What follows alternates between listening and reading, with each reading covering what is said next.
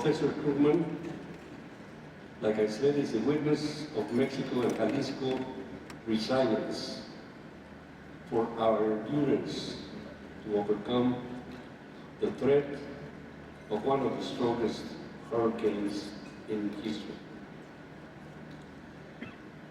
Professor Krugman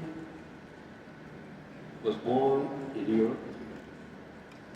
Among the many areas of interest, the young Krugman was inspired by Isaac Asimov's classics. He revealed his interest in science fiction, and I think what we had yesterday was pure science fiction that finally led him to social sciences and economics. He is a professor at the City University of New York, and in the last decades he knows well that Mexico has undergone a tremendous change in its economic and political structure. We had a tough time learning the bitter lesson of using economic instruments for political purposes that led to many crises of debt, inflation, exchange rate, instability, and public deficit. At that time, we had the dilemma of following the advice of the Chicago boys or the MIT guidelines. To apply the guidelines and the programs of the major international economic organizations, such as the International Monetary Fund, the World Bank, the Organization of Economic Cooperation and Development, the Inter-American Development Bank, the World Trade Organization, and many others. We have to change the size of the government to foster privatization, to reduce government intervention in the economy, and liberalization of the markets and industries. Let me start by talking about the most immediate situation. So, of course, 2 days ago, I was very much concerned about the possibility that there was a hurricane bearing down on us, which turns out to have not been as bad as we thought. It's not the only storm that has everyone worried. As you are all aware, emerging markets in general, Latin America in particular, is now having a pretty bad stretch. And that's, so I want to talk first of all about that emerging markets problem, and the extent to which Mexico should be concerned about being caught up in it. This is, of course, we've had many crises over the years. In fact, my first experience with economic policy, I was working in Washington in 1982, 1983, just at the moment when Mexico experienced its terrible debt crisis. And for most of the past 7 years, as we've had very difficult times in the world, this part of the world has been relatively immune. It turns out not completely. And what we're seeing right now appears to be the third phase of this global ongoing crisis. First, there was the crisis in the United States involving housing, involving subprime lending, overhang of debt. Then the center of gravity shifted to Europe with the Euro crisis, which is still not over. And most recently, we're seeing an emerging markets crisis. What that looks like is the following. First, investors loved much of the region too much. This has been a consistent story. There seems to be, in today's world, more saving than there are good investment opportunities. There's a big sort of mass of money looking for some place to go. And it goes wherever there is a good story, and then the story is always too good. So first it was US housing, it was the countries of Southern Europe, and around 2010, 2011, the story was emerging markets, the BRICS. It's always a bad thing, actually. If your country becomes part of a trendy acronym, that's a very bad. It's like if you were an executive, and if you were a corporation and your chief executive is on the cover of Fortune or Business Week, you know that disaster looms in just a couple of months. So if your country is part of an acronym that everybody is talking about on Wall Street, bad things happen. You'll notice very happily that there is no M in BRICS. One of the really good things is that Mexico wasn't ever quite as fashionable as some of the other countries, which is a very good thing for your future. So a lot of money flowed in. There was also a remarkable boom in commodity prices, which was driven, we think, in large part by the growth of one of the BRICS, of China. And that created an era where for a few years everything seemed to be going right. The money came pouring in, everyone got wildly optimistic, and then everyone stopped being wildly optimistic. And what we've been seeing in an important part of the world is a kind of feedback loop in which loss of confidence is driving down currencies, slowing growth is driving down commodity prices, falling currencies, falling commodity prices is creating an economic slowdown and also creating debt problems. I should probably use the term, I hope it translates. We used to talk a lot about original sin in emerging markets, by which was meant the tendency of many emerging markets to borrow in other people's currencies. They didn't seem able to borrow in their own currency, which left them very vulnerable in times of crisis.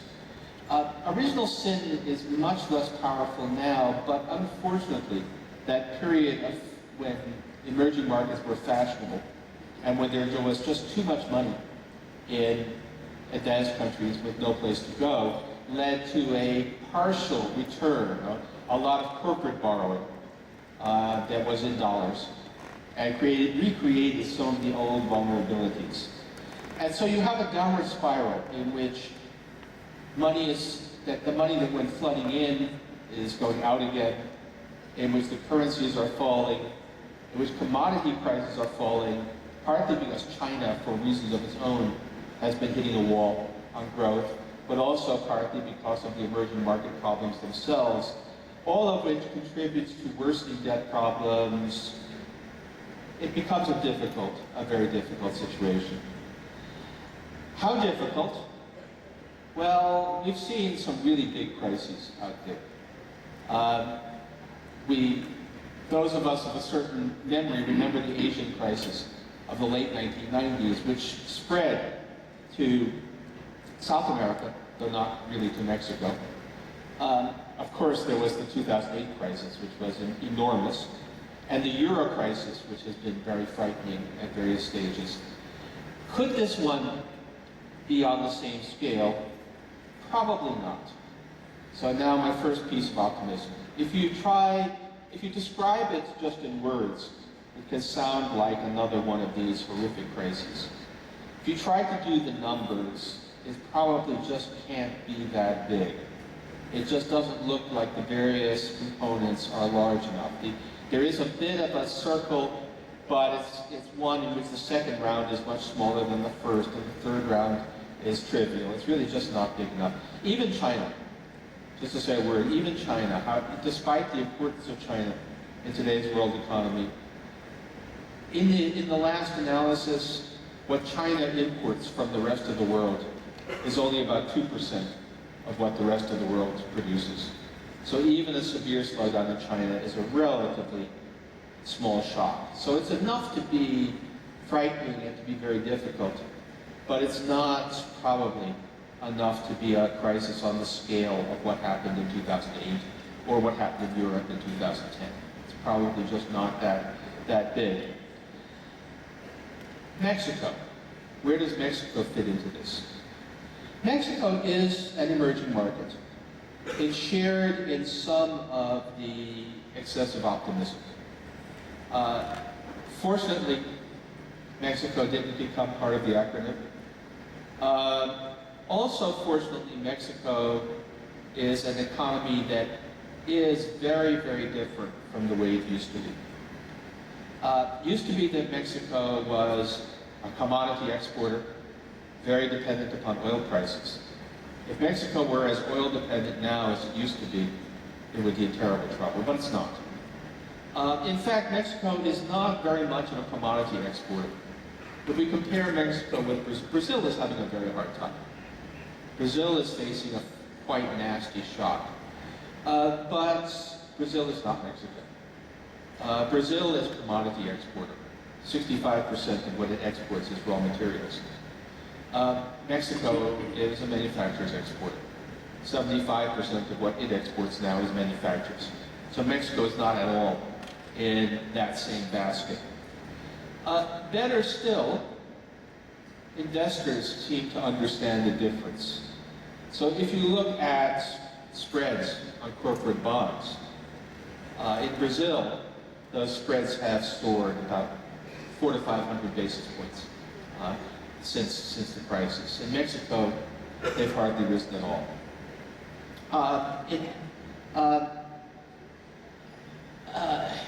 Currencies. Commodity currencies have fallen all around the world with sharp depreciations. That's true even for advanced countries. Canada has seen its dollar go down a lot. Brazil has seen its effective exchange rate decline by around 40%. Mexico has seen some decline, but it's about a third of what you're seeing in Brazil. It's a much smaller shock, which means that although Mexico has a fair bit of corporate debt in dollars, we aren't seeing anything like the balance sheet effects that you're seeing in Brazil.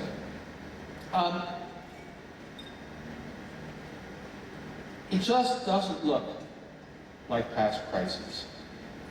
In fact, if I had to say, broadly speaking, we're looking at how these events are affecting Mexico. Mexico looks more like Canada than Brazil, which is a good thing. It's a country, yes, the currency is falling, but that actually helps. That's actually a cushioning factor. There don't appear to be severe financial stresses. Inflation remains tolerable. And Mexico is managing so far. It's not immune. I'm aware that the growth numbers have been disappointing. Mexico is seeing a clear slowdown, but it's not seeing anything like the severe crisis. And so that's a good story. It's not a perfect story, but what we learned is no one has perfect stories. And Mexico appears to be able to roll with this. It appears to be able to, so far, it looks like it's able to roll with the shock. So this is a relatively good story. I am quite concerned. Not disaster concerned about the others, but I'm concerned about Brazil. I'm actually very concerned about China for reasons that are China-specific. China simply has a point where its growth model, which has been very successful, is no longer sustainable. And they are now really hitting the wall, and they don't seem to be able to find a new path forward. So China is a place to worry about. As I said, Brazil is a place to worry about. Mexico is hitting a bit of a rough patch, but nothing like the rest. If I had to ask what would make me nervous about Mexico in the short term, it would mostly be if the United States screws up. Mexico is very much now tied into a North American economy. It is benefiting from the fact that the United States, although not doing wonderfully, has done better than the rest of the advanced world. If the United States has a problem, then Mexico would have a problem. The U.S. is, I think, in fundamental ways stronger. I hope to God that the Federal Reserve doesn't raise interest rates. They really should not. This would not be a good thing for us. It would not be a good thing for Mexico. It would actually be a really bad thing for Brazil. Because a further rise in the dollar would worsen their problems. But leaving that aside, the situation is relatively stable. And let me say that this is a big achievement, as my co-speaker here said. Historically, this country was subjected to repeated crises. We used to say that basically every 6 years, every presidential election was going to be followed by a terrible crisis. Not anymore. This is a country that has really transformed itself in that sense. And it has made a real change. It's much more stable. It has a much more diversified export base. It is much more integrated with the wider world economy. All of which is good. However, and now this comes to the point, there's a lot of talk about reform in Mexico, and there do appear to be some important reforms. This is not the first set of reforms. Really, major reform in Mexico goes back 30 years, as I guess everyone knows. There was a dramatic change in trade policy, less dramatic, but still some important changes in domestic policy. Mexico, the path of Mexican reform really began in 1985. And at that point, I was young, I was paying a lot of attention then. At that point, Mexico was a very narrowly based economy with oil and tourism were really all that it exported. It transformed. In 1985, it had a very narrow export base. It didn't export much at all. As exports were only 15% of GDP. Now they're 32%. It was not a major manufacturing power. Now it is. It had a highly inefficient manufacturing sector aimed at a protected domestic market. Now it competitively produces manufactured goods for the wider world. And Mexico has actually, in some important ways, benefited from what appears to be a refocusing of world trade. The age of ever greater, ever longer logistic chains seems to have come to an end. The advantages of proximity and quick delivery have been recognized again, and Mexico is in a good position to benefit from those changes. In 1985, Mexico's real GDP per capita was 38% of the US level. It is now 32%. And that is the great disappointment. With all of these changes and all of that structural achievement, we have not yet seen a dramatic acceleration in Mexican growth. We have not yet seen a dramatic acceleration in living standards. It is growth. It is stable growth. There's been some important progress against poverty, but not the real takeoff that everybody wants to see. So why is that?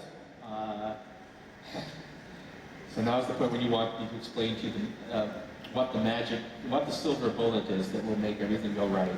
And if I knew that, I would be, I'd be much happier and the world would be happier. It does appear that growth takes a lot of different things. That success requires more than just one set of policies. Opening up to foreign trade is essential. There have been no success stories that are not externally oriented, that do not involve participating in the world economy. But it appears that other things are important as well. Education. There's a lot of reason to believe that Mexican education is getting better, but it has been a long time coming. And of course, that's something that operates with a long lead time. So the education, the payoff is not yet to be seen. Infrastructure, transportation, that's important. Progress, again, but may take some time. Rule of law.